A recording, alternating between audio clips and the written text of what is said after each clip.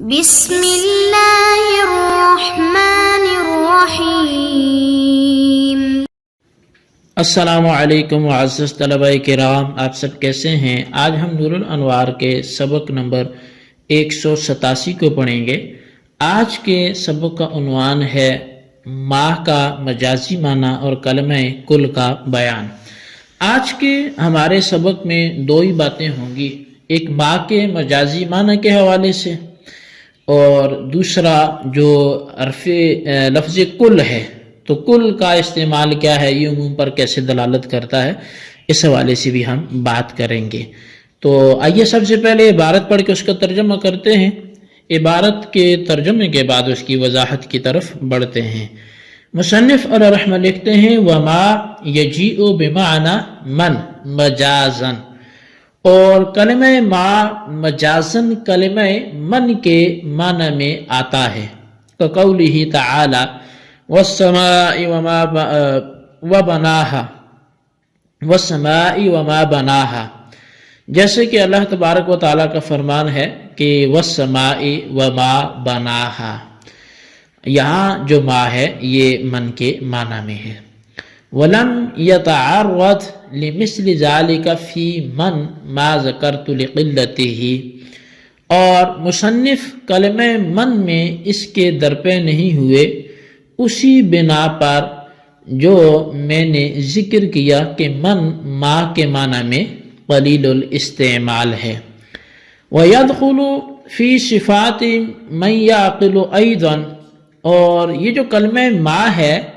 یہ ذوی العقول کی صفات میں بھی داخل ہو جاتا ہے۔ تقول ما زید فجوابہ الکریم، جیسا کہ تو کہتا ہے کہ ما زید، تو جواب میں آتا ہے کہ الکریم۔ تو اب اللہ تبارک و تعالیٰ نے فرمایا کہ فَانْكِحُوا مَا طَابَ لَكُمْ أَيْ الطَّيِّبَاتُ لَكُمْ، تو تم نکاح کرو جو تمہیں پسند ہیں، یعنی کہ تمہارے لیے جو طیبہ ہوں۔ اور پھر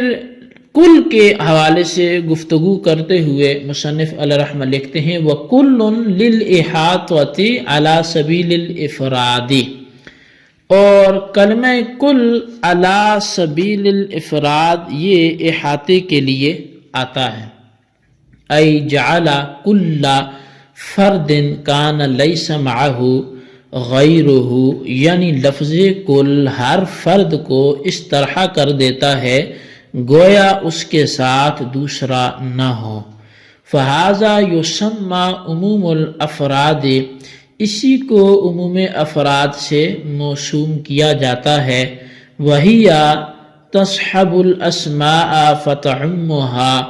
اور کلمہ کل جو ہے یہ اسماء پر داخل ہوتا ہے تو ان کو عام بنا دیتا ہے، ای تدخل علی الاسماء فتعمها دون الافعال لانها لازمۃ الاضافۃ والمضاف الیہ لا یکون الا اسما، یعنی کہ کلمہ کل یہ اسماء پر داخل ہوتا ہے تو ان کو عام بنا دیتا ہے، نہ کہ افعال پر داخل ہوتا ہے، اس لیے کہ یہ کلمہ کل لازمۃ الاضافت ہے، اس کو اضافت لازمی ہے، اور مضاف الیہ صرف اسم ہوتا ہے، فعل نہیں ہوتا۔ فَإِنْ قَالَ كُلُّ امْرَأَةٍ أَتَزَوَّجُهَا فَهِيَ طَالِقٌ يَحْنَسُ بِتَزَوُّجِ كُلِّ امْرَأَةٍ، بس اگر کسی شخص نے یوں قسم کھائی اور قسم کھاتے ہوئے یوں کہا کہ ہر وہ عورت جس کے ساتھ میں نکاح کروں تو اسے طلاق ہے، تو وہ ہر عورت کے ساتھ نکاح کرنے سے حانس ہو جائے گا۔ وَلَا يَقَعُ الطَّلَاقُ عَلَى امْرَأَةٍ وَاحِدَةٍ مَرَّتَيْنِ، اور ایک ہی عورت پر دو مرتبہ طلاق واقع نہیں ہوگی۔ جی طلبہ کرام، یہ ہمارے آج کے سبق کی عبارت اور اس کا ترجمہ تھا جو آپ نے سماعت کیا۔ آئیے اب آج کے سبق کی جو وضاحت و تشریح ہے ہم اس طرف بڑھتے ہیں۔ جیسا کہ یہ پہلے عرض کر دیا گیا کہ ہم دو حوالے سے گفتگو کریں گے، ایک تو کلمہ ما کا مجازی استعمال، اور دوسرا کلن جو ایک لفظ ہے وہ عموم پر دلالت کرتا ہے، تو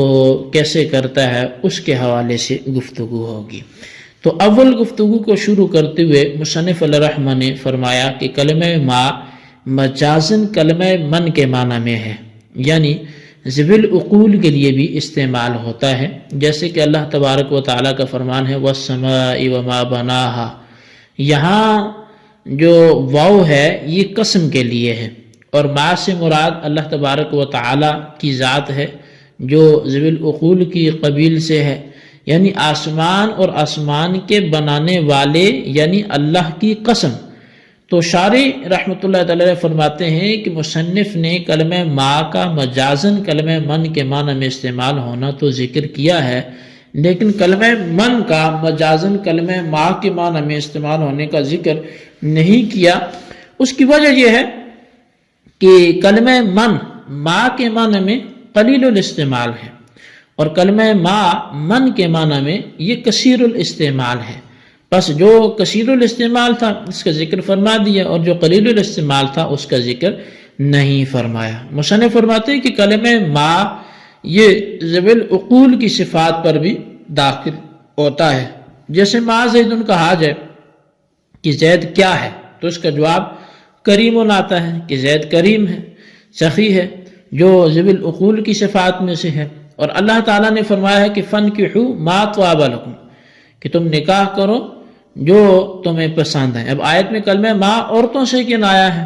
اور عورتیں چونکہ ذوی العقول میں سے ہیں، لیکن یہاں ذوات نساء مراد نہیں ہے بلکہ وصف طیبات مراد ہے۔ اسی کی طرف شارح نے اپنے قول الطیبات لکم سے اشارہ بھی کیا ہے، یعنی جو عورتیں تمہارے نزدیک طیب ہوں ان سے نکاح کرو۔ اور پھر مصنف علیہ رحمہ نے دوسری گفتگو کا آغاز وَكُلٌّ لِلْإِحَاطَةِ عَلَى سَبِيلِ الْإِفْرَادِ سے کیا ہے، اور آپ نے کہا کہ لفظ کل علی سبیل الافراد یعنی افراد یا اجزاء کا احاطہ کرنے کے لیے آتا ہے۔ علی سبیل الافراد یہ اس کا مطلب یہ ہے کہ لفظ کل اپنے مدخول کے ہر فرد کو اس طرح کر دینے کے لیے آتا ہے گویا اس کے ساتھ دوسرا فرد نہیں ہے۔ اسی کو عموم افراد کے ساتھ بھی موسوم کیا جاتا ہے۔ مثال کے طور پر کل انسان حیوان، یہ موجبہ کلیہ کا مطلب یہ ہے کہ انسان کا ہر فرد حیوان ہے، یعنی انسان کا ایک فرد دوسرے افراد سے قطع نظر کرتے ہوئے حیوان ہے،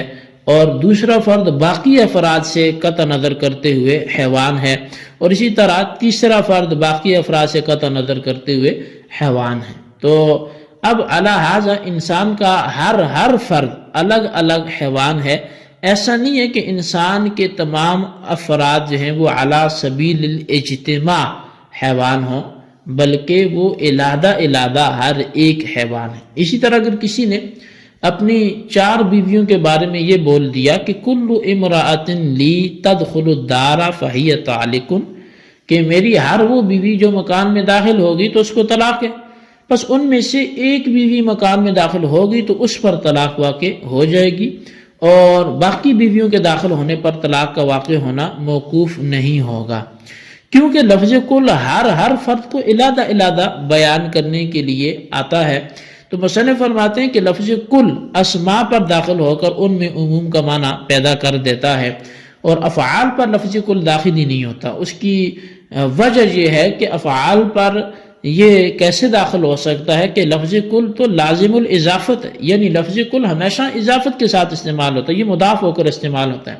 اور ظاہر ہے مضاف کا ایک مضاف الیہ بھی ہوتا ہے، اور مضاف الیہ تو صرف اسم ہوتا ہے، فعل مضاف الیہ واقعی نہیں ہوتا، اس لیے لفظ کل اسم پر داخل ہوگا اور فعل پر داخل نہیں ہوگا۔ شارح نے فرمایا کہ چونکہ لفظ کل عموم اسماء پر دلالت کرتا ہے، اس لیے اگر کسی نے یہ کہا کہ کل امرأۃ تزوجها فہی طالق، یعنی ہر وہ عورت جس کے ساتھ میں نکاح کروں اس کو طلاق ہے، تو جس عورت کے ساتھ بھی نکاح کرے گا اس پر طلاق واقع ہو جائے گی۔ اگر یکے بعد دیگرے 50 عورتوں کے ساتھ نکاح کیا تو نکاح کرتے ہی ہر عورت پر طلاق واقع ہوتی رہے گی۔ لیکن اگر ایک عورت کے ساتھ 2 دفعہ نکاح کی تو دوسری دفعہ اس پر طلاق واقع نہیں ہوگی، کیونکہ ایک عورت پر 2 دفعہ طلاق واقع ہونے کی صورت میں فعل نکاح میں عموم ہوتا ہے اور اسم کے اندر عموم نہیں ہوتا، تو اس لیے کہ عورت تو ایک ہی ہے اگرچہ اس کے ساتھ 2 مرتبہ فعل نکاح کیا گیا، حالانکہ لفظ کل بالقصد عموم اسماء پر دلالت کرتا ہے نہ کہ عموم افعال پر۔ جی طلبہ کرام، یہ ہمارے آج کے سبق کی عبارت ترجمہ اور اس کی وضاحت تھی جو آپ نے سماعت کی۔ آج کے سبق کو اچھی طرح سمجھے، اس کے خلاصے کو اپنے رجسٹر پر نوٹ کریں، بالخصوص ان سوالات کے جوابات بھی دیں۔ سوال نمبر 1 یہ ہے کہ فَانْكِحُوا مَا طَابَ لَكُم مِّنَ النِّسَاءِ سے مصنف علیہ رحمہ کیا ثابت کرنا چاہ رہے ہیں، آپ اس کی وضاحت فرمائیں۔ اور سوال نمبر 2 یہ ہے کہ یہ جو مثال ہے کہ کل امرأۃ لی تدخل الدار فہی طالق، اس سے یہ کل کا معنی کیسے حاصل ہوگا، اس کی وضاحت سے پرد قلم کریں۔ اللہ تبارک و تعالیٰ سے دعا ہے جو کچھ ہم نے پڑھا سنا اسے یاد رکھنے کی توفیق نصیب فرمائے، آمین بجاہ النبی الامین صلی اللہ علیہ وسلم۔